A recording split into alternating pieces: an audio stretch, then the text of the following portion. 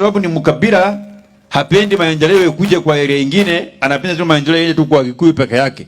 Na huyu anaitwa Rigathi Gachagua. Lakini Rigathi Gachagua maneno yake tumapanga kabla Christmas ifike, atakuwa nyumbani kama mwananchi wa kawaida.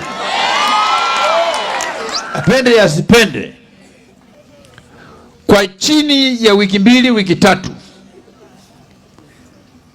atatembea akienda kwake nyumbani. Sisi tumeamua huyo Rigathi Gachagua mpaka aende nyumbani kwa. Na tumesema akiondoka akienda nyumbani, haezi ondoka tu kwa kutembea, ataondoka kwa kukimbia. Na hata kuwa anakimbia peke yake, atakuwa anakimbia hatua 5, anageuka anaangalia nyuma, anaongeza mwendo kasi ya kwenda mbio zaidi ya mingi ya kuelekea kwa nyumbani. Tutaki naibu rais ambaye ni mkabila.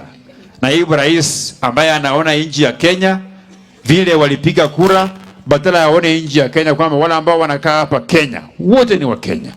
Mimi ni mjumbe ya Kimilili hapa. Na si ati Kimilili hii ati ni Wabukusu peke yao. Kimilili hii tuko mpaka na Wateso.